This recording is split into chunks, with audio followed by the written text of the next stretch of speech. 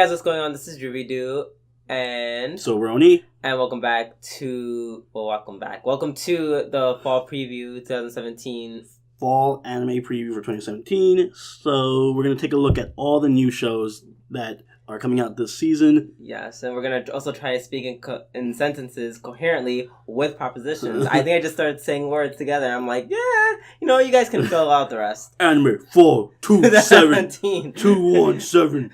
Fun. Fun shows. Yes, we're going to talk in coherent sentences. So, let's just get right into it because there's quite a few shows. You guys know, well, if you're not familiar with it, what we do is we're going to take a look at all the shows that are airing, read the summaries on them from AniChart. There's a link to AniChart below so you can follow along with us. We're going to read them in order of, should we do start date? Or do you want to do it by title? You usually do it by title. So, all right, we'll read it in order by title from AniChart, and you guys can follow along. At the end of it, we're going to debate what 5 to 7 shows we will be following weekly for our G&A podcast. But I can say this much. It looks like this is going to be you're going to look forward to a shorter podcast in your future. I will say, yeah, we were looking over the list, and to be honest, it's not as good as last season's anime list. But or the season before that. Or the season before that. Right. So, fall is usually the weakest season. So, yeah, let's keep that in mind. But with that in mind, let's go. The first show up on the preview is Sangatsu no Lion 2, which is the second season of Sangatsu no Lion. That's all it says. Ta-da! That leads us into the thing that there are so many sequels this season. This season is like the season of sequels. Everything has a sequel this season. We didn't watch Sangatsu no Lion. I heard good things about it. I heard it was great, but I didn't watch it. Drew, did you watch it? Hell no. So, yeah, if you do like Sangatsu, then go for it. But yeah, we don't know anything about it, so we're gonna pass on it. Woo! You're next. Moving on, anime Gatarisu. This anime centers on Minoa Asagaya, a new high school student in Sakaneko Private High School. Despite being a novice to anime, Minoa's classmate Arisu Kamigusa invites her to make an anime research club at school. Through conversations with her classmate Miko Koenji, as well as various anime-loving upperclassmen, Minoa gradually gets hooked on anime, while they stand against the student council's continuous efforts to... Why this show does not deserve such a long... disband their club, and they ignore the impending end of the world. They talk about anime, whether in Akiba or in real life sacred place anime settings or the hot springs. I don't know why I did air quotes so no one could see them. I don't know why I had such a long description. This was just like a random... We saw the trailer for this. This was just like a random sort of comedy-esque slice of life. It looked like they were just being in a room talking about anime the whole show. Yeah, although I am kind of... I'm traumatized by, Centaur's life. So now I'm just like, wait, what happened if it's, actually one of the best shows ever? Yeah, what if it's the best show and no one even is going to give it a chance? But no, I don't... I should mention also companies that do they're doing the animation. Sangatsu no Lion is done by Shaft, which obviously Shaft is God tier. And WoW World is doing anime Gataris. Who is WoW World? Do they know anything that they've done? Not really. They haven't done much. Yeah. They've done Ultramaniac. It's probably the most popular thing that they've done. So yeah, not a really well-known studio doing it. The trailer wasn't that engaging. It looks like your generic cutesy cute girls in a room just talking and goofing on each other. Yeah. Essentially it. I don't really have much of an opinion for it. We're definitely not going to watch it. Let's move on. Let's move on to Black Clover by Studio Pierrot. I probably butchered that. Asada is a young boy who dreams of becoming the greatest mage in the kingdom. Only one problem, he can't use any magic. Luckily for Asada, he receives the incredibly rare 5-leaf clover grimoire that gives him the power of anti-magic. Can someone who can't use magic really become the Wizard King? One thing's for sure, Asada will never give up. But and unlike Ansata, I will give up and not watch the show. No. We're split on this one. I can't do it with another Naruto. Except with magic. I will literally. Oh my god! Like, if we end up watching it, it's literally because we have nothing better to watch. That's literally the only reason. Drew is on this massive hate boner for Naruto right now. If you watch all the other podcasts, he always stabs, like, he has to get a Naruto stab every episode in there. So, for some reason, that's because it's affiliated loosely with Naruto. You mean they're made by the same studio? They have the same studio that does, like, everything related to anime. So, yeah, I liked the trailer. It looked fun and interesting, and it looked like it had good action. It's only 13 episodes, so it's not like a long-running 1,200 episode series that has really shitty budget and filler everywhere. I know, it's just so, like... Because that's what sucks about Naruto. It's not that the story sucks, it's just that it's filled with garbage, like random filler episodes and shitty animation because they can't afford the budget. Wait, their plot is way too... No, I'm not even going to get into all the reasons why I dislike Naruto. Well, yeah, aside from the stupid plot details in Shippuden, but... Yeah, the fights are always well done in Naruto, and, well, the major fights are always well done in Naruto, and I do like Black Clover. It looks interesting. We don't have another action show in the lineup. The same tropes were literally, like, repeated, like, in Naruto. I can't do anything because I don't got power. This is going to turn into a Naruto preview. Some cheat code exists. But this is not Naruto. I can fight.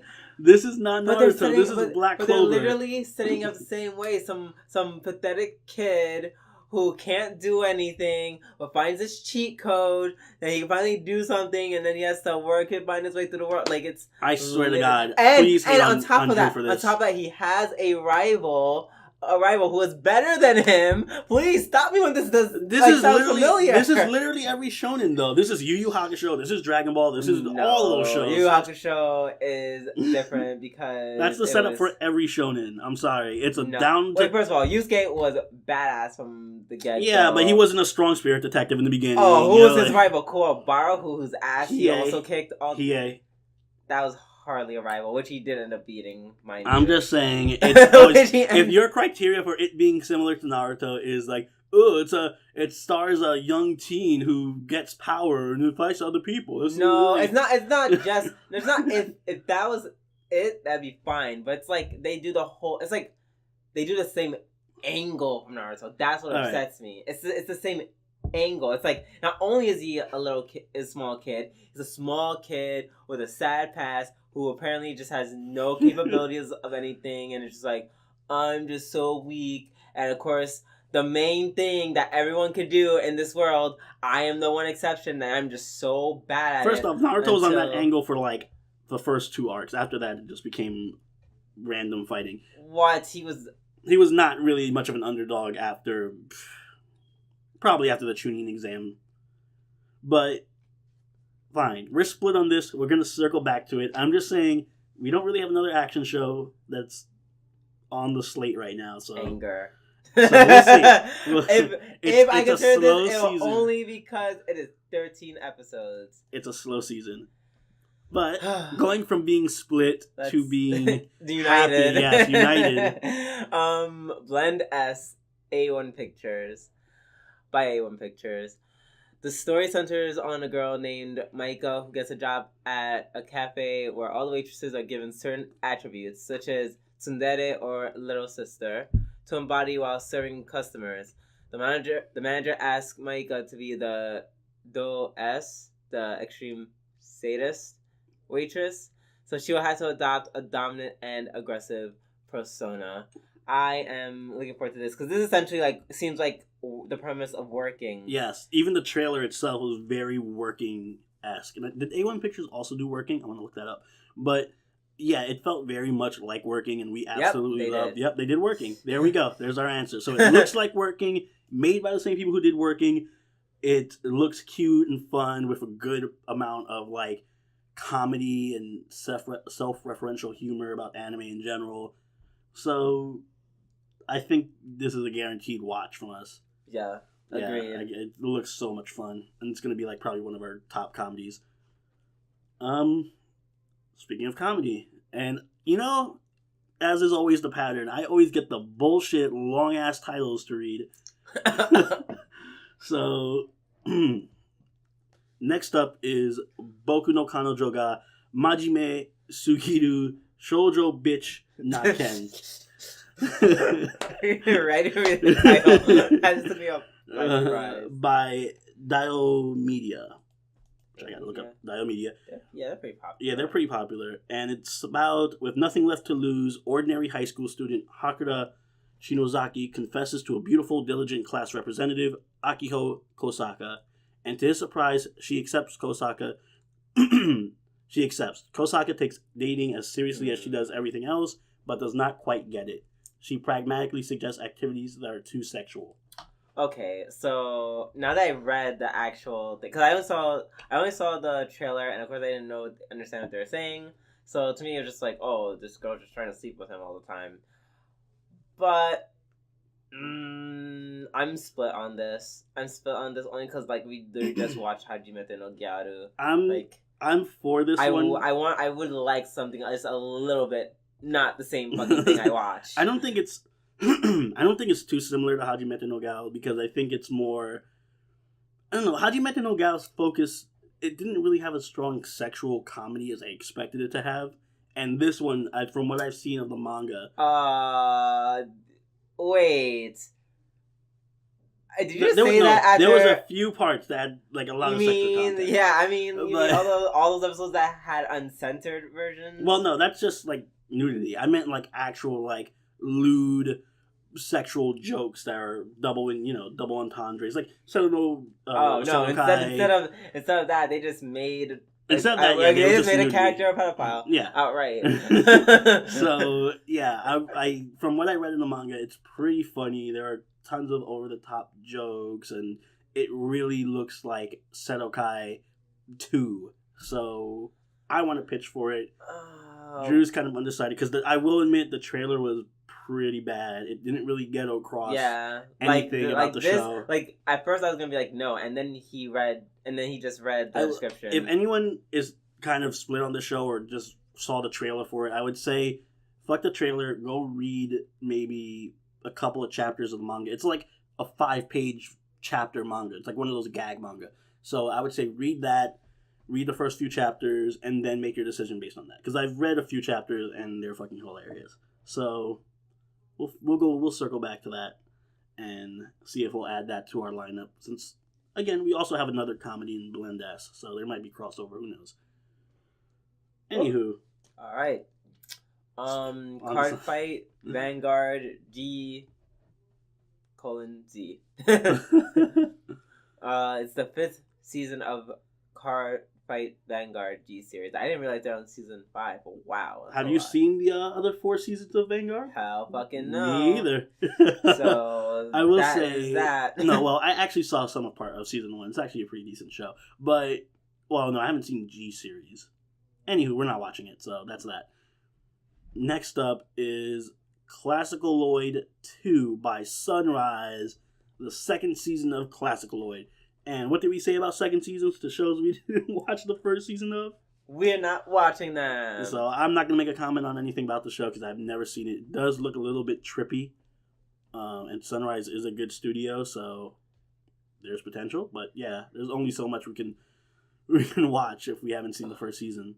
Oh, God bless your soul for moving the screen. Yeah, I'm just like, next. Yeah, no.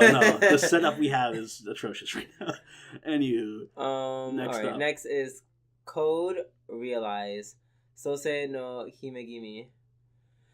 Restricted to abandoned mansion on the outskirts of London in fulfillment of a promise to her father, lonely Cardia lives day-to-day isolated from the world. Her body carries a deadly poison that rots or melts anything her skin touches, prompting the locals to call her a monster.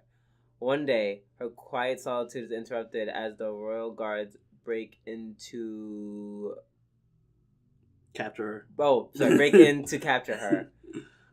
It is then that Cardia meets Arsene Lupin. I know I said Lupe. A chivalrous thief who helps her escape the soldiers' clutches. She soon finds herself on a journey with Lupin. I think because they always call him like Lupin. Like I hear that, so I kind of fumbled it a little. Yeah, she soon finds herself on a journey with Lupin to locate her father, who holds the answers to her mysterious condition. Yeah, and it's by MSC, which I'm gonna check out what they did. Yeah, I would be interested in watching this. Oh, what a shock! I was gonna say it's very it's like a reverse harem. It was a reverse harem. It's a Baishonen. Yeah, it's filled with Baishonen. It's basically main girl surrounded by Shonens, and it's also by the same studio who's only done Prince of Tennis. I guess I'd make it Shojo. Kind of Shojo. Yeah, they've only done Prince of Tennis, so that explains a lot. Yeah, I'm like it would have been fine if it wasn't just for that. If it wasn't a shoujo, I think I'd get behind it. Really? I mean, the trailer was decent. Yeah, it was. I don't know. It just kind of they showed. But I feel like they're gonna just focus too much on be like, hey, we're going to try and court this one girl for like 12 episodes. And I'm like, I'm not in the mood for that. I'm not here for that at all. Well, we have to have reverse harems whether we like it or not. Next up, crazy. So if I don't get horribly long Japanese titles, I get German titles. Excuse me for butchering this, but next up we have Dies Irae, which I fucked that up. I'm pretty sure my friend would be like, yeah, sorry for offending. Rolling in his grave. Sorry, I am not German. Rolling in his grave. By ACGT. Oh boy, here's one of the long ones. May 1st, 1945, Berlin, as the Red Army raises the Soviet flag, a group of as a group of Nazi officers, I'm sorry, I just got confused between Nazis and Russians. A group of Nazi officers conduct a ritual using the slaughter in the city to bring back the LDO, supermen whose coming would bring the world's destruction. Their success remains unknown. Present day Suwahara City, Ren Fuji spends his days at the hospital due to a violent fight with his best friend, Shiro. He tries to value what life he has left, but he is haunted by Shiro's words. Everyone who remains in this city eventually loses their minds, and a recurring dream of a guillotine murders and the black-clad knights pursuing them. Whew. I actually forgot the trailer for this one. This was the one with the vampires, I think.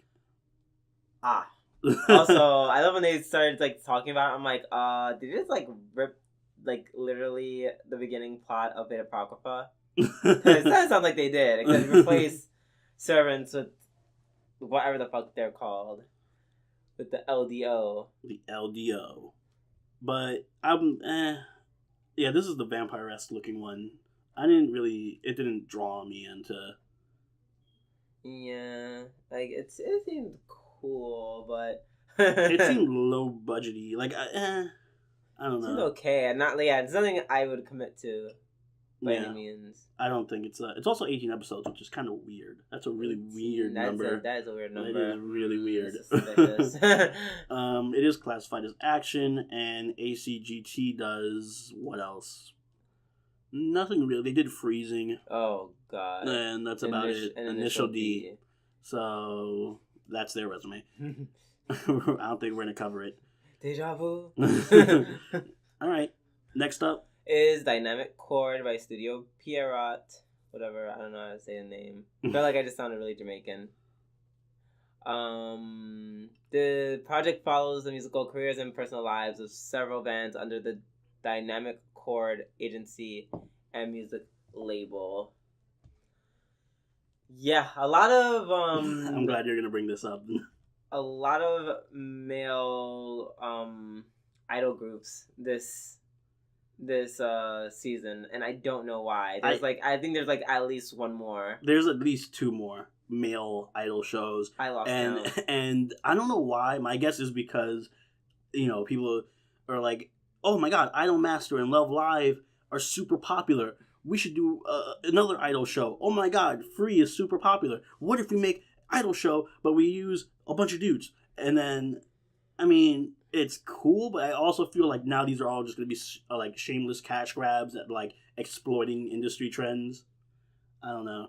I don't know. They might be good. One of them, maybe Dynamic Chord will be interesting. I actually do like the setup that it follows different bands under the agency, but it reeks to me of like a premise that's just cobbled together from whatever the leading trend in the industry is. Or I'm not like after Marginal Kiss, I'm like I had my fill of. Remember last season when we had all the there was like I think there was like 2 other anime that were guys about swimming. It was like Dive and then something else, and it was like just cash grabs on free.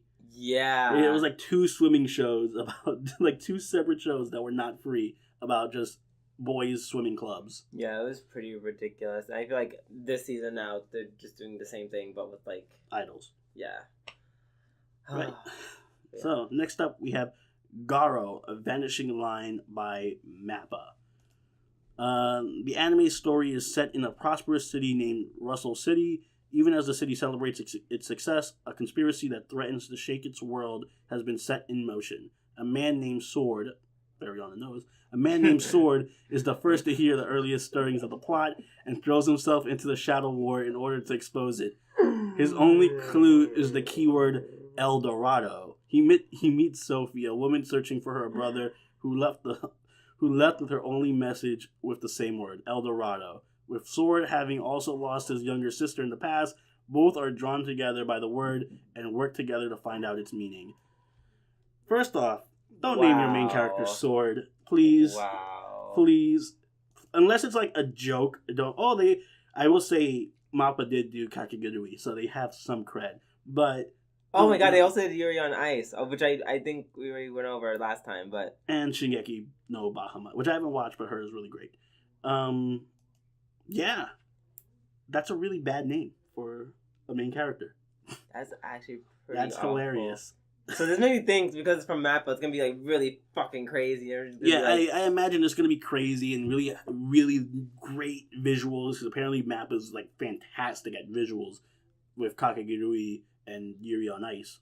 So yeah, it's probably gonna look really nice, crazy good visuals, very stylized, but your main character's name is Sword. Yeah, so... that's like I have a huge problem with that.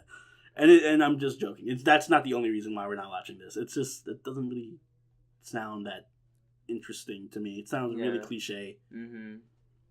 Oh, me, I'm just not watching because it has Sword. Yeah. She doesn't want it because it has Sword in it. Can't wait for the sequel starring Gun. Yeah, right? What's the sister's name? Hilt? Oh my god, they probably are.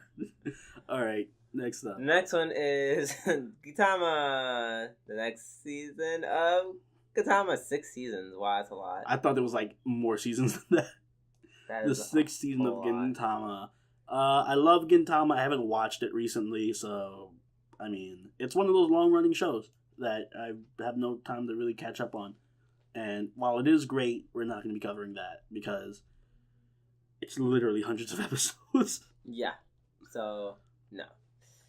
All right. Move on. Continuing the trend of comedies that are interesting, we have and second seasons getting 2 for 1. It is Himouto Umaru-chan R, which is the second season of Himouto Umaru-chan. And yes, we will be watching it because we saw the first season and we love the shit out of it. It's especially now after Gabriel Dropout, who also does Umaru. It's Dogo, was it? Company. Kobo. Yeah, Doga Kobo also did Gabriel Dropout, and Umaru was very closely tied to that same humor. Oh, yeah. Yeah, it's very, the art style is very similar and the humor is very similar. Like, I definitely, as you were watching the trailer, I was like, oh my god, she's literally just like a carbon copy of Gabriel. But enough difference so it's like, I'm alright with it. And we were talking about like if they did a crossover or something. And I know a lot of people hate Umaru, like she's so divisive. Like there's people who hate this anime and hate Umaru and just despise its existence.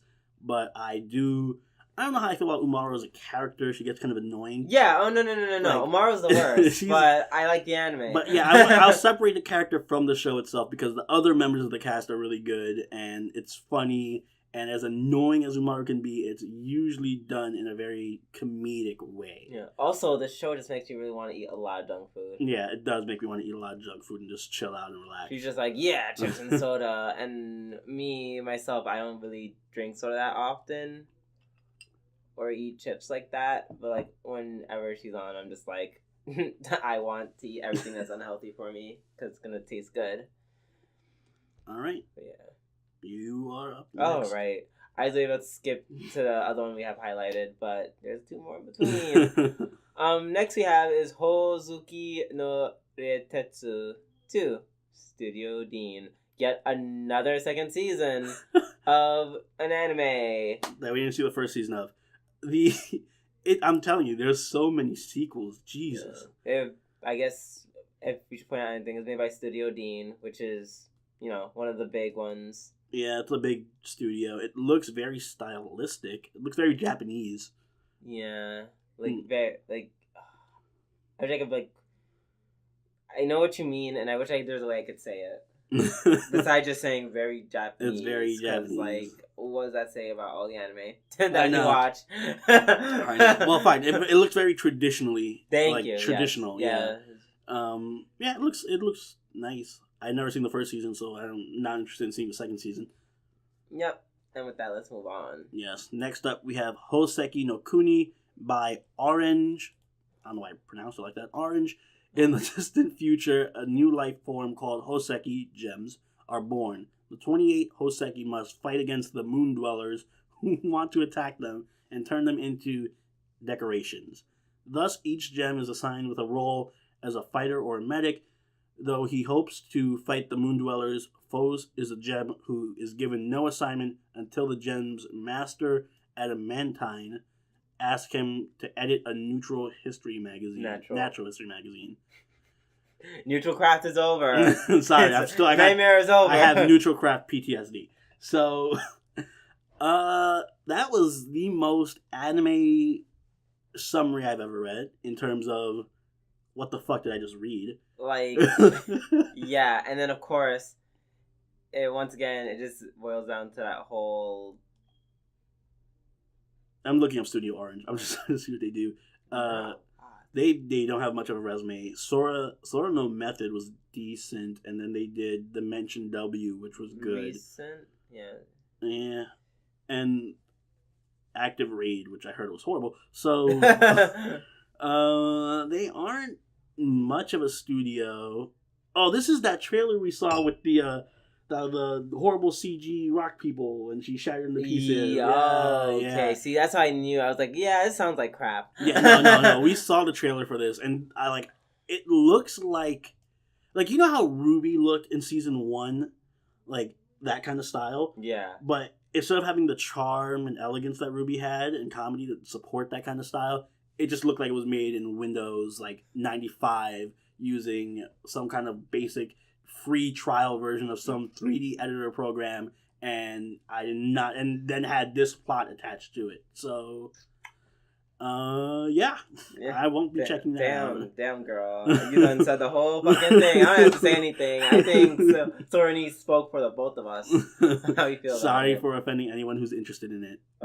But you have bad taste. Anyways, moving on. That's what he said. Imoto sai ireba ii? Yes. Okay. By Silverlink. Silverlink. Silverlink does Ilya. Prisma Ilya. Okay, that's why I'm like, I definitely heard that. Yeah, I heard of that before. Let's see. The story follows the everyday life of Itsuki, a novelist and modern-day Pygmalion who works day in and day out to create the ultimate younger sister. He's surrounded by various other characters, a beautiful genius writer who loves him, his big sisterly classmate from college, a fellow male writer, a sadistic tax accountant, and his editor. They're all looked after by Itsuki's perfect younger step brother, Chihiro, who has a serious secret. And it's a comedy romance. I want to see it. That's not happening. I'll get you the even the ecchi one. I will watch before I watch this one. What the other one? But all right. We'll get to it later. The reason I want to see it is, it's a slow season and it has Himouto in the title.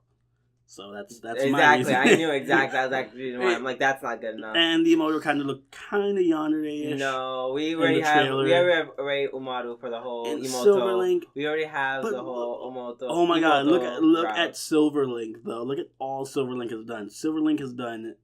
Yes, Baka Test, everything Himouto Ilya, all the time. Hooray. Prisma Ilya, sorry, we have Strike Umaru. the Blood. We have Umaru already. I'm not doing another little sister anime. We'll figure it out later. It's a maybe for now. also they Chaos Child. Jesus. I skipped over that for a reason. Yikes. It's a slow season. Next we have is Infinity Force. Oh, I was about to read that one too. Calm down. I know how much you want to see this, but by Tatsunoko Productions, a full 3D CG anime project to celebrate the 55th anniversary of Tatsunoko Productions. The anime has a different story from the original manga. It's literally like, if you're familiar with Tatsunoko's work, he's done like Cass Hearn, Gotcha Man, and all those characters, and now this is like the Avengers of those. Like, they're all gonna team up and like do some shit. I'm not as familiar with Tatsunoko. I know he's like an industry icon, and I knew nothing about him. So Drew knew nothing about him because this is like way old stuff, like 55th anniversary. I mean, there you go. He's been doing anime and stuff since what, the 60s. Yeah. So yeah, I mean, if you're into that, if you're into the older stuff, and you like Tatsunoko and you have a soft spot for older anime and like the really older anime, like 60s and 70s and 50s, and you like those characters like Cass Hearn, watch it. It's also 3D CG, which didn't look too bad in the trailer, but I'm dubious when it comes to that kind of stuff. But yeah, I wasn't too interested in it, and he's never been anybody I'm interested in. So, Drew? I'm not watching it. Let's move on. No, this one's interesting. Yeah, this one I kind of have my eye on just a little bit. Inuyashiki. You know how many times I've tried to not call it Inuyasha. Ichiro Inuyashiki is down on his luck. While only 58 years old, his geriatric looks... I think they meant to use another word. I feel like... Not geriatric. That's such a weird word to describe someone's look. Okay, anyways. His geriatric looks often have him written off as a pathetic old man by the world around him, and he's constantly ignored and disrespected by his family despite all that he's done to support them. On top of everything else, his doctor has revealed that he has cancer and it appears he has little time left in this world. But just when things can get any worse, a blinding light in the night sky strikes the earth where Ichiro stands. He later wakes up to find himself unscathed, but he soon starts to notice that there's something ... different about himself. I kind of really want to watch this because it's done by Mappa. It is done by Mappa. By people who do Kakegurui, so you know. Oh, okay, all right. So I see what's happening now. Mappa did. What was the other one that they were doing? It was we were just talking about it. What was Mappa? Garo Vanishing Line. All right, with Sword. So this is what's happening. Mappa's doing the shitty anime, and then they're doing a really fucking interesting, innovative thing that they're gonna pour all their resources into. That's what it looks like. All right, I kind of want to watch this too because it does look really trippy and weird. Yes, it was. And he was like, oh boy. And we were like, oh boy, where's this going? And then we saw the thumbnail for the trailer and we're like, no. And then we watched the trailer and we're like, oh my god. Guys, at least watch the trailer for this because it looks fucking crazy. It's what other anime stars a 58-year-old geriatric looking dude? We also like the fact that it stars like an old guy. It looks completely... It's one of those things that looks like it's trying to do something really, really different. But I think Mappa's really good at doing stuff that's really, really different based on Kakegurui. Yeah. So, and you're I'm more than happy to put my faith into them. All right, we'll see that as a maybe, and then we'll probably get it. Yeah, it looks interesting. Now let's move on to Itsudate Bokura no Koi wa 10 centimeters data by Le Douce.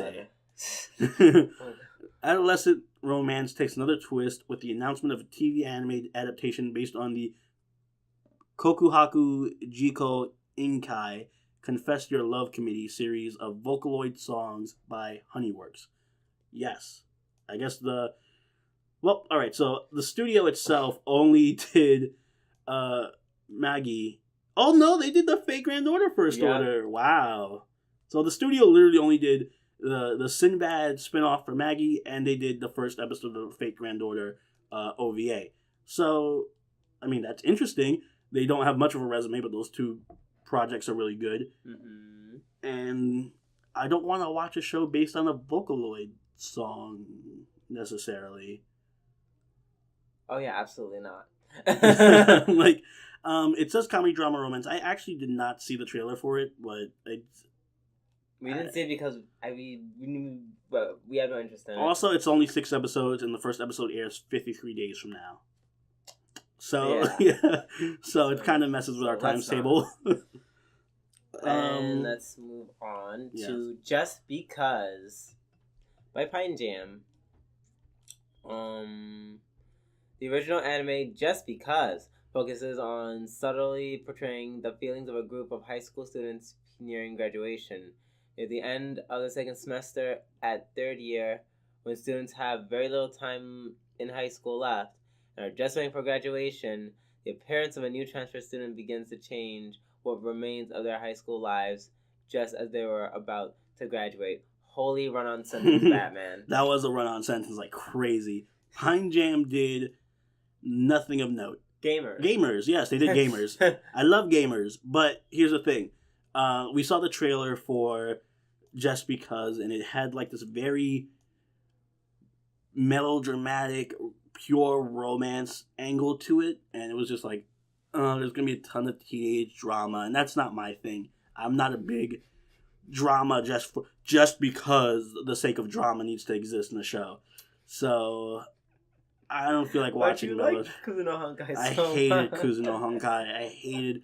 I hate drama for the sake of drama. So this has that written all over it, like teenage drama antics, and not the fun kind where it's like Gamers, where it's like it's teenage romance, but it's also tons of comedy, and we're gonna do like a school rumble thing. That was a Freudian slip. A school rumble thing where everyone misunderstands each other and has a crazy, kooky, wacky time. Oh, or a school days thing where everyone dies. Even that was exhausting. So I don't feel like watching that. Do you feel like watching that? Absolutely not. Okay, so moving on, we have Juni Taisen by, what was that? Graphinica? Yeah. I'm probably butchering that too. Wait, but who does Pine Jam do? Pine Jam did Gamers and Gets Okay, we went over that. I'm sorry. Juni Taisen, sorry. The record of the bloody battle between the 12 proud warriors. The 12th 12 tournament. You gotta fix that. The 12th 12 tournament that gets that gets held every 12 years. 12 brave warriors who bear the names of the signs of the zodiac fight each other for the lives and souls. The participants are 12 very strange warriors, all the signs of the zodiac. Insert those signs here. The victor of the tournament gets to have one wish. I thought it'd be 12 wishes granted. Whatever the wish they may want, the wish may be granted. Who will be the final survivor? Whose tears will flow on the bloody battlefield filled with conspiracy and murder? A soul-shaking battle royale is about to begin. Holy fucking 12, Batman! Yeah. So it's Is it 12 episodes? It is 12 episodes. Yeah, I would hope so. It's 12 episodes. Yeah, it just literally, once again, it's like another battle royale ripoff. It is worth noting that the studio that did it, Graphinica, also did Hellsing Ultimate. So that alone makes me want to check it out. And what we saw of from the trailer did have a very battle royale feel to it. It was kind of interesting, I thought. We'll see how I feel later on. Yeah, I'll put it as maybe. I mean, it did look nice. The guys who did Hellsing Ultimate did this, so I mean, I might get tired from the 12 talk so much, but Junie? All right. Next is Kekkai, Sensen, and Beyond by Bones. Which is the second season of the first. Okay, but here's the thing. This is interesting, because this is the one that we saw that looked fucking amazing, and we didn't see the first season of it. With the rocket sitting through the car. With the rocket? This is that crazy-ass trailer we saw with the... it was the second season. You remember? The craziest trailer we saw. Dude was driving, rocket fucking blew through his window. Oh, yeah. Okay, so for this one, and I know this is like the thing of second seasons, I get it, and so on and so forth. This was so fucking hype. I said, for this, I will actually just marathon the entire season. We might just marathon the entire first season, because this trailer looked hype as fuck. It was super lit. Everything was going crazy. She was exploding. Fucking people running all over the place. It was just insanity. And it was like the best trailer I've ever seen. So I think we will actually break the one rule. Marathon the first season just to watch this. Because it looked incredible. And also Bones. Because Bones did Fullmetal Alchemist, Boku no Hero Academia, Noragami, Cowboy Bebop, Fullmetal Alchemist, Go Sick. Like literally Bones has done pretty much everything that's good in action. Did they do Soul Eater? I forget. I know they did Soul Eater not. Anyway, yeah, Bones has a great track record when they did Darker Than Black. Great track record when it comes to they also action. did, if you care, Orange Host Club. They did Orange Host Club, yes. And the first season's only 12 episodes, so we might just marathon that and then watch the second season. So, yeah. Next up.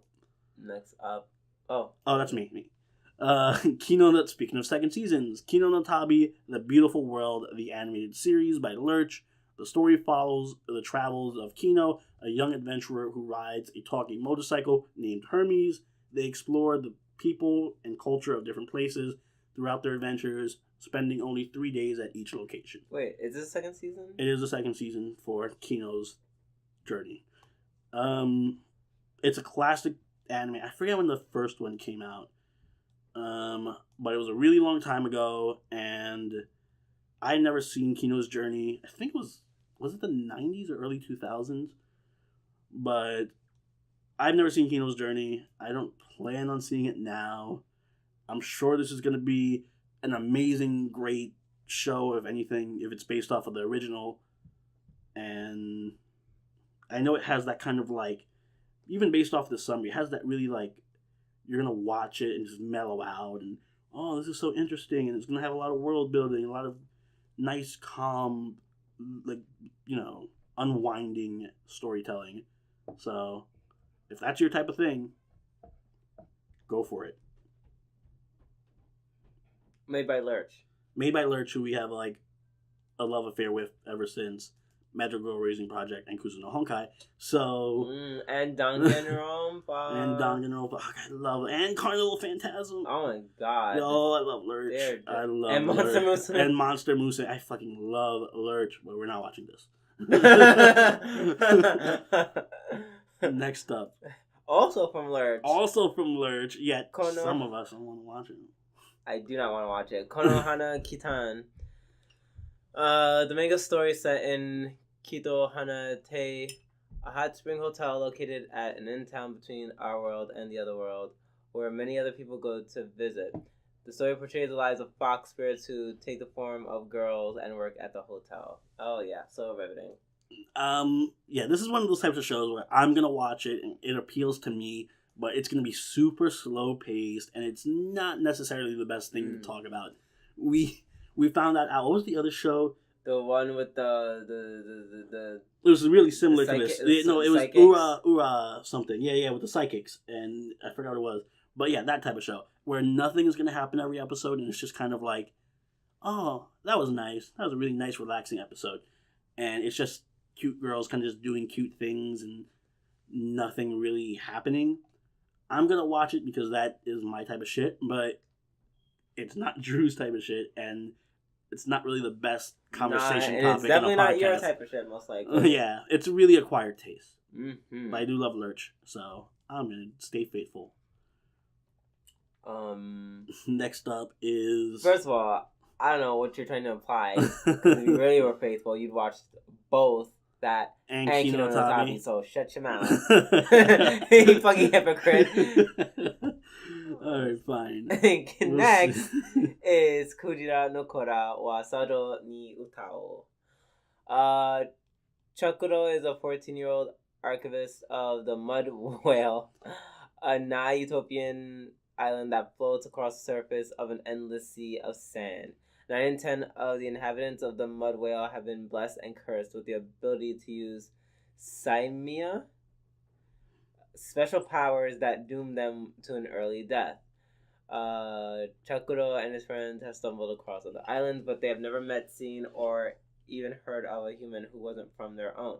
One day, Chakuro visits an island as large as the Mud Whale and meets a girl who will change his destiny. JC Stash does it. Yeah. It looked like a fun fantasy adventure type story. Yeah. But there's another fantasy adventure type story that we're about to get to in 2 more anime, and I think that one's better. So I'm not voting for this. You? Yeah. Oh no. Yeah, I didn't. It's in the wrong season because it has a big contender in the fantasy category, both from Kino's Journey and Mahou Sukai no Yome, which we'll get to. Yeah, maybe in the last season. In the last season would have been dominating, but not this season. Yeah. Next up is, I'm sure, the heavy contender for this season, Love Live Sunshine Season 2 by Sunrise is the second season of Love Live Sunshine. We're not covering it. Drew has a vendetta against idols, both male and female. There's too many idol shows this season anyway, and as much as I love Love Live Sunshine, and I will be watching it myself, we're not covering it in the podcast. Yeah. Wrap it up? Yeah, let's move on. Anyways, moving on. Drew hates idols. Just leave it. Next we have is Mahou Tsukai no Yome by Wit Studio. I've never heard of Wit Studio. What do they do? Wit Studio does... Oh, they use... Nothing. No, they do for Attack on Titan. Oh, Attack on Titan. That's a big... Alright, god damn it. They did something. So they did Attack on Titan, and everything else they did is kind of not important. Yeah, Rolling Girls. Owari no Seraph is pretty popular. But, yeah, no, Attack on Titan is obviously their big claim to fame. Okay. So, going back to Mahou Sukai. Chise Hattori has lived a life full of neglect and abuse, devoid of anything resembling love. Far from the warmth of family, she has had her share of troubles and pitfalls. Just when all hope seems lost, a fateful encounter awaits her. When a man with the head of a beast, wielding strange powers, obtains her through a slave auction, Chise's life will never be the same again. I want to do this as our fantasy. Yeah, this was this was somewhat compelling when I saw the trailer. Yeah, it had this really theatrical trailer, and I know Crunchyroll is pushing it because I know they did like a showing of the first 3 episodes of it in a theater or something. Oh snap! Yeah, so they're legit trying to push this, and it looks good. It looks really compelling. So yeah, we'll probably watch that. It's gonna be 24 episodes, so that'll carry over into the next season. But yeah, looks good. Yep, let's move on. Moving on, we have Netju no Susume by Signal MD. Moriko Moriroka. Oh, fucking, that's going to screw me over so much. Moriko is a 30-year-old single neat woman. After dropping out from reality, she has taken off. I was going to say realty business. After dropping off from reality, she has taken off in search of fulfilling a life and ended up in a net game or a netoge. In the netoge world, she began her new life as a refreshing and handsome character named Hayashi. While starting out as a beginner, a pretty character named Lily reached out to help her. Meanwhile, in the real world, awaits a shocking encounter with a good-looking elite company employee, a mysterious blue-eyed blonde. Nice and Aryan. Part of the master race. No. The show, I want to kind of see because it does... I mean, it's a comedy among a sea of comedies that we're looking at, but it does a twist on the whole virtual reality thing where it's like I'm a guy playing an avatar in a game, and then it turns out that the girl he likes in the game is a girl that's super attractive in real life, and they end up meeting in real life, yada yada yada. This is basically a woman playing as a man in a game, and then running into so it's generally gender swapping the roles. But it also looked fun. It looked like a kind of fun show, especially the way it contrasted like what was happening in the game to their real life situation where her going to like the convenience store and stuff like that and just living in a shitty apartment. But you know what it reminds me of? Remember that show that I hate that we covered? It was the last season. The stupid show where they were in the video game. That was like 5 minutes long, 5-minute episodes. I forgot the name of it. We watched it. Yeah. It was the one that was really, really stupid, and it was it was from the Chinese thing. Oh, Gen no Guardian. Gen no Guardian. Yes, it reminds me of Gen no Guardian, but in a good way, like a good version of Gen no Guardian. Ouch. I realized that came out as more of an insult than anything else. but no, it's fine. Gen no Guardian wasn't that good. I can accept that. All right, moving on. Is Osamatsu-san 2, which is the second season of Osamatsu-san. So we're not watching this because, and I agree with Sorani, although I haven't watched too many episodes of it, I think he's watched more than I have, and Osamatsu-san tends to be very hit or miss. Yeah, it's very, very, like, I haven't seen all of the first season, but of what I have seen, which is a good, like, maybe 6 episodes or so, or 5 episodes, it is very, like, some parts are, like, hilarious. Like, the Saw, I remember there was a Saw scene in one of the episodes, which is fucking hilarious. But then other parts are just, like, time-wasting and, like, alright, get to the point. So, it's very, very hit or miss, and episodes are either genius or they're horrible. So, I'd rather just not take the chance on that. And I wasn't a big fan of that style. Alright. Next up is Ousama Game, the animation by Seven. The story begins with an entire high school class of 32 people receive a message on their cell phones from a person known only as the King. The messages contain orders that the students must obey or they risk the punishment of death. With their lives on the line, the students soon find out that the orders are getting more and more extreme as time goes on. Yeah, I really want to watch this. Yeah, this was like me too. This was a legit We saw one. it and we were like, everything's great, everything's cool. I'm looking you're out part of the something. team, and then everyone just started dying. I'm Yeah, like, yes. It was everyone just dropping dead constantly, and like people hanging themselves, and I like the premise of it. It has that mystery aspect to it, so it's like you're finding out a mystery, and everyone's dying around you, and shit's just going crazy. It is funny because I'm looking at Seven's resume right now of all the anime they worked on. This is a little different. It's very different. They have not done any horror. They've only done comedy, and they've only done shorts. They've done Nani, whatever, that show about the woman who's married to an otaku. Okusama got set up Kaicho with the... both shows are pretty funny. Looks like they only done comedies. They've also done a few hentai OVAs, which is really weird. They have hentai OVAs mixed in with their comedy shorts, but now they're tackling a horror anime. Dope. I like diversity, so I think it's worth checking it out. Plus, there's no other real choice for a drama or a horror this season, so yes, I think we'll be checking that. Yes, I'm looking forward to it as well. Let's move on to Robomaster, the animated series by Dandelion Animation Studio. Anime based on the DGI-hosted Robomasters competition, which is the world's biggest student robotics competition. The trailer was kind of good, but it's essentially just a show. Oh, this is their only Dandelion Animation Studio only has this show, so this is their first ever anime.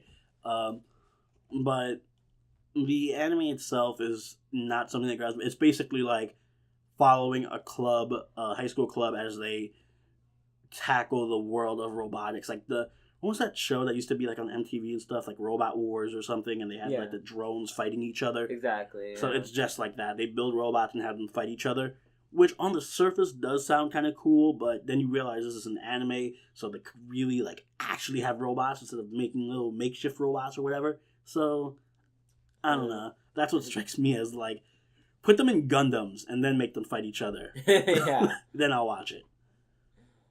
But yeah, not really my thing. Next up is Sengoku Night Blood by Typhoon Graphics. The game centers around different warlords from Japan's warring state, Sengoku period, who are all involved with the player character. The game is described as a warring state romance. First off, their description for the anime is just the description for the game. So I know it's based off of a game, and I don't know how that's usually not a good it's not a good indicator. It's not a good indicator of anything. It's a fantasy. It just looks like a generic fantasy dude fighting warlords and stuff, and it's gonna have real time. Yeah, it looks like it's just gonna be a giant advertisement for the game. So I don't think it's worth checking that out. Nope. More importantly, let's move on to what we are looking forward to seeing is Shokugeki no Soma San no Sora, the third season of Shokugeki no Soma, aka Food Wars? Food Wars Season 3. Yeah, so I have not seen Food Wars at all. I know, hate on me, it's fine. But Soroni has. And I highly recommend it. So therefore, just like what we did with Sayuki, I'm just gonna go into the third season. Yes. As is. I don't think it's not like Food Wars is such a complex show. Yeah, they're just like characters that like he just might have to like fill in some dots for me. Yeah, I'll just tell Drew what the characters are. But yeah, this is literally just like, even if you haven't seen the first 2 seasons of Food Wars, which I recommend you do, if you were just go into the third season, I don't think there's no major plot points that are going to be like, this is not a super complicated plot. It's just them making food and they're in school and they have different challenges and it's really like Iron Chef. So if you like that kind of stuff, if you haven't seen Food Wars before, do watch them, but don't let that be a detriment from getting you into the series now. You can definitely go into the third season with minimal knowledge and still enjoy it, I'm pretty sure. All right. Well, next up is Shojo Shumatsu Ryoko. Civilization is dead, but Shido and Yuri are still alive, so they hop aboard their beloved kitten-card motorbike and aimlessly wander the ruins of the world they once knew. Day after hopeless day, they look for their next meal and fuel for their ride, but as long as the two are together, even as an existence as bleak as theirs, has a ray or two of sunshine in it. Whether they're sucking down their fill of soup or hunting for machine parts to tinker with, for the two girls in a world full of nothing, the experiences, feelings the two share give them something to live for. This is fucking... First off, it's by White Fox, which I love White Fox. But this sounds horribly depressing. I know. Super depressing. But... we saw the trailer for it. Oh, by the way, White Fox did Steins Gate and Katanagatari. Jesus. So, yeah. So I saw the trailer. Well, we saw the trailer for it, and the art style was really unique, and it looked kind of creepy, but the faces are so big. Yeah, huge faces, and I want to watch it, but it's one of those shows where I'm sure I'm probably gonna tear up, or it's gonna be like, it's probably gonna be really boring. A, because it's just two characters rolling around doing whatever, but B, it's gonna be super depressing and tear jerking, and I'm sure at one point someone's gonna die because that's what it makes me think of. But yeah, no, it's if you need a really, really bleak kind of show to watch for some reason, you just like to like torture yourself, then go for this. I mean, I'm sure it's gonna have a few heartwarming episodes too, but I'm sure it's gonna have more soul-crushing depression than that. Yay, soul-crushing depression! Moving on to depressing things. Idolmaster Side M. Somehow more depressing. Based on Idolmaster. Oh, the Idolmaster Side M app. Wow, it's based off an app. Yikes. Yet another example of all-male idols. Though, to be fair, Idolmaster was a thing before. So it was. Yeah, so it's not like I don't think they're copying off anybody. It's just a stupid concept. They are also trying to cash in on the whole male idol phase. Wave. The new manufactured wave of male idols that no one was asking for. Exactly. All right, we're not covering that. Next up, we have Time Bokan Gyakushu no San Akunin. The second season of Time Bokan 24. Never seen it. Looks like a kid show. Not watching it. Yeah. Good. Next, you have Tsukipro, the animation. The music anime will follow daily lives and associated drama for Tsukipro's very unique groups. Solace, Sora, Quell, Soada, and Growth. Look, what is that? Is that another male idol show? Wow. What a shocker.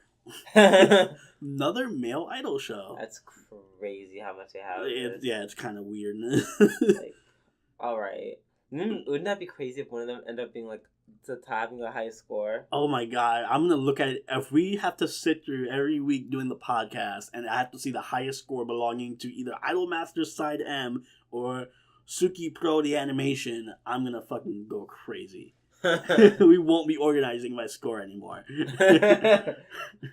Alright, next up is, obviously we're not covering that. Next up is Two Car by Silverlink. It's an original anime by Silverlink commemorating their 10th anniversary. It focuses on two girls involved in competitive motorcycle sidecar racing. Man, if it wasn't for those 3 last words, I'd be like, oh, this anime is something I'd want to watch. I don't... First off, that's a weird concept. Sidecar motorcycles, not just straight up motorcycles. But whatever, you do you. I like the music. The music was really hype. It had like this Initial D soundtrack. But... Night of Fire. But it was... Other than that, yeah, maybe I'll check out an episode or two just because of my curiosity, and I like Silverlink, but it doesn't really scream out to be one of the top contenders or anything of the season. Absolutely not. But what does scream out to be one of the top contenders of the season, hopefully? Yes, what does is indeed the UQ holder. I'm like, why is this so random? UQ holder, Mahou Sensei Negima 2.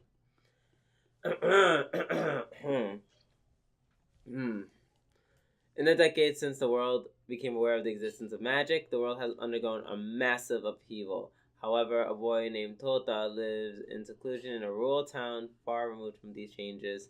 His ordinary life is highlighted by his magic using female teacher and his supportive friends.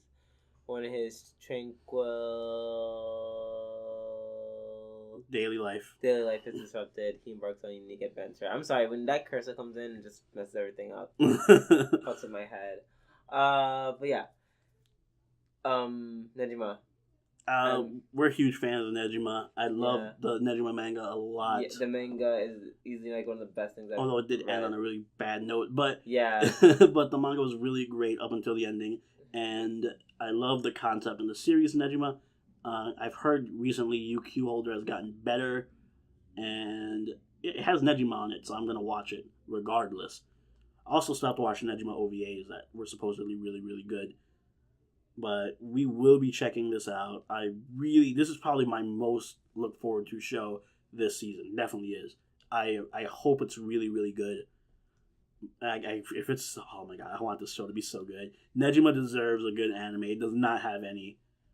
So, well, maybe that one by Shaft is pretty good, but that's a comedy, so it doesn't count. Anyway, next up is Urahara by Shirogumi. 3 high school girls are putting together a limited time shop called Park in Japan's Harajuku. One day, aliens come to Earth with the intent to steal their famed district's culture. At the same time, a mysterious girl appears. The 3 girls are band together to defeat the alien threat and protect their beloved Harajuku. I don't know why we did that. Because to me, I have no interest in it. I don't either. Oh, wow. Shirogumi Shirogumi does not have much of a resume. Wow. Talk about blast from the past. What do you see? Antique Bakery. Oh, wow. They did Antique Bakery, guys. Oh, no. I love Edotama. They did Edotama. Edotama's like one of my low-key hidden gem anime. But, yeah, they haven't done much else. Yeah, they're not really that known. And this show, I think, I don't know, I kind of like the art style for it, though. I might check out an episode or two. But not worth covering, I don't think. Yeah, I ain't about that life. So, next up is... No, excuse me, guys. I need to lubricate. It's getting exhausting going through all... Excuse me. Wake up. Yeah, I almost just went to Sassy Black Girl. I was like, wake up, girls. Wake up, girls. Shinsho. The new anime will feature the previous Wake Up Girls group members, but will also add new characters. Is this another idol? It's a second season to an idol show, yes. It's Wake Up Girls. Bye. Idols, the season. This season is just idols and second seasons to everything. I just noticed even Negima decided to just add on. Instead of just calling it UQ Holder, they were like, nope, this is not UQ. This is Negima Season 2, guys. Negima 2. So everything is just a sequel or an idol show this season. And we're not watching the other idol shows, so we're not giving Wake Up Girls any special treatment. God, no. Yeah. Next up, we have of course, it ends on me giving a long-ass title. Yuki Yuna wa Yusha Dearu Yusha no Sho by Studio Gokumi. Yusha. Sequel of they're gonna make me repeat it. Sequel of Yuki Yuna wa Yusha Dearu. So, this is actually, in a season filled with people trying to copy off Free, we have an anime that was originally trying to copy off of Madoka Magica. And people are going to get upset when I say that because I'm sure somebody's going to pop up and be like, well, this came out technically before Madoka Magica, and blah, blah, blah, and it's not copying off it, and it's interesting and unique in its own right, but we live in a reality where every time you have a magical girl show that's really dark, it's going to be compared to Madoka Magica. And this is one of those shows. I've seen a bit of the first season. It's a really dark magical girl show where it's like, we're magical girls, but we can die, and people are going to get hurt, and yada, yada, yada. I'm not necessarily against that type of show, but as far as I've seen, unless it gets better later on, it wasn't that appealing to me. It wasn't that, gripping. It just seemed kind of like, oh, this is just like a Madoka Magica show that's trying to copy Madoka Magica. Mm-hmm. So it wasn't like Magical Girl Raising Project, which I thought put an interesting sort of spin on it. So I didn't finish it. I don't plan on watching the second season of it. But yeah, I think we should just point out quickly that it is extremely popular. I see there's like a bunch of movies for it and stuff. A bunch of movies. It is very well known, and it's by a studio who apparently specializes in magical girl shit, or just the whole Himouto route. It's Studio Gokumi does Saki, and they also do you remember Kokaku no Pandora? Do you remember that show? Kokaku no Pandora. Oh yeah, I remember that show. Right? That was really good. That was good. Yeah, there are other shows. I have nothing against the studio. The studio's great. They did Kiri no Mosaic, they did Saki, they did A Channel. I love all their shows. It's just Oda Nobuna is one of my favorite shows, but I'm not interested in Yuki Yuna. So, yep. All right. And then, of course, The Leftovers. I don't think we're covering any shorts. Nah. So, The Leftovers from last season, obviously, Fate Apocrypha. We're going to still keep covering Fate Apocrypha. God knows we'll never stop covering Fate Apocrypha. So, that'll continue over to next season. Look forward to that on our podcast. And now, let's just choose, 5 or 6 other shows to throw in there as well. Yep. Sounds good. So let's start off with what we are definitely covering. We're definitely covering Blend S, Umaru, and Negima, right? Yeah. That's 3. So we have room for probably 3 more. Yeah. Okay. So let's go with that. Let's start with what are you going to fight for? What are you fighting? All right. I'm fighting for go down. Definitely. Stop Kekkai. Kekkai? All right. I want Kekkai. This is harder than I thought it would be. All right. So wait, shit. What about? Are we really not doing Food Wars? I mean, no, I'm just asking I you. know. To me, that doesn't mean much because I've never seen Food Wars. Okay, well, let's see. We have a Blend S. We have. All right. So we're definitely gonna cover Kekkai because I kind of really want to watch Kekkai. Wait, fuck. What? Wait, fuck. But at the same time, I'm torn between Ousama. Okay, we have to choose between Ousama and Kekkai? No. I know.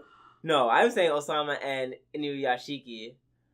Oh, fuck! I forgot about Inuyashiki. Exactly. Alright. Because there's almost like the same kind of like worlds of crazy anime. I'm gonna take off the things that are off the table. I think at this point we're not gonna go for Netju. We're not gonna go for Juni Tyson. I'm sorry. I mean, these are interesting shows, but they failed the test. I'm not gonna fight for Himouto. Sorry, but as much as I want to. What else is here that we're not fighting for?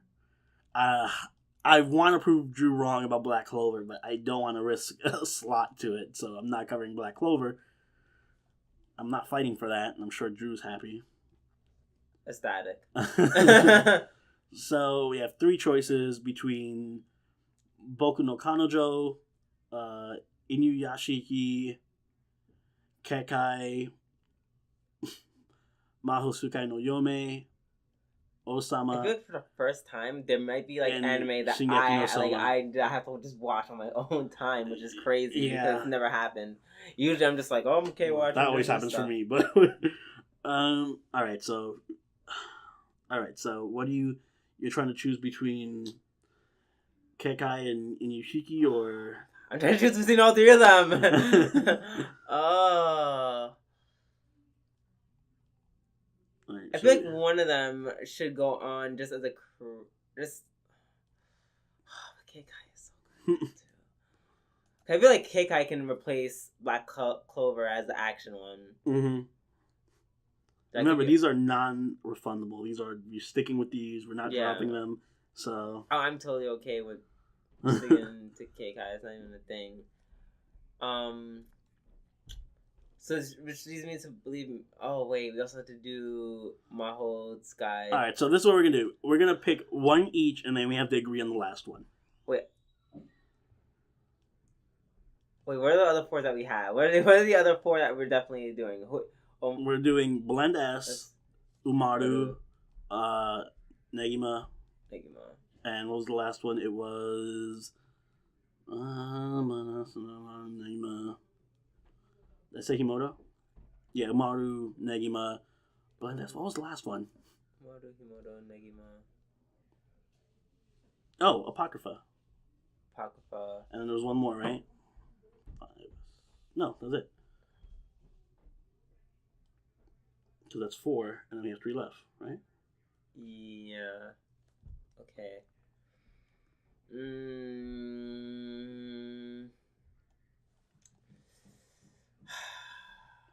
So if I had to pick between the 3, I'm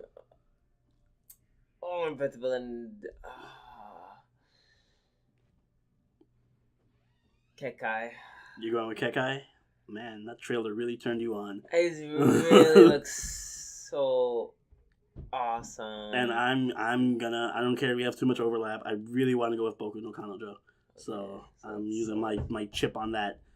So the last choice we can go with Inuyashiki, Mahou Sukai no Yome, Ousama, or Shokugeki no Soma. I'll tell you right now, I don't mind giving up Shokugeki no Soma. I love Shokugeki, but we have enough comedies to last us for days with Blend S and Boku no Kanojo and Umaru. Okay. So and then that's gone. So then we'll take that off the table. We have a fantasy in Negima. I really want to see Ousama, and I really want to see Mahou Sukai. Inuyashiki's pretty dope too, but I'm torn between more so Mahou Sukai and Ousama. Yeah, I want to see it. Then even then, I'm like Inuyashiki because Mappa, and I'm just like, I'm mourning over Kakuri, because I'm just like, that was so great. Inuyashiki does look really, really interesting, but I don't know. We haven't really covered a horror yet. I don't think at any point in our podcast. Yeah. Wait, you don't count Inuyashiki as a horror? I don't. Maybe Kuzu no Honkai is a horror for me, but I don't think it's.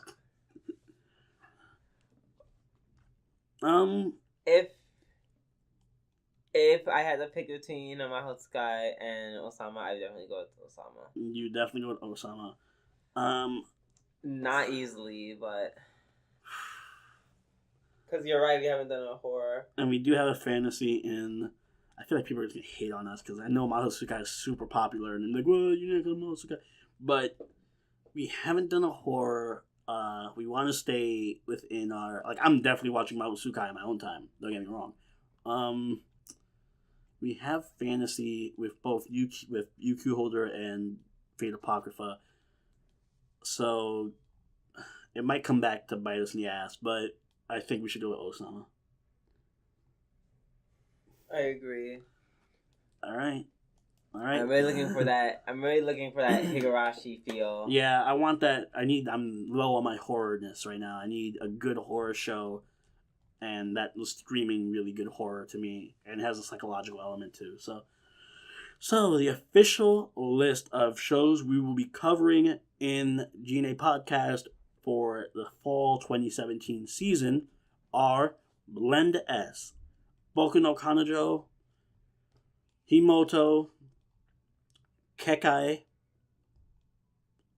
Ousama, UQ Holder, and, of course, Fate Apocrypha. Those 7 shows. This was a lot more difficult than we thought when we were going into it. Yeah.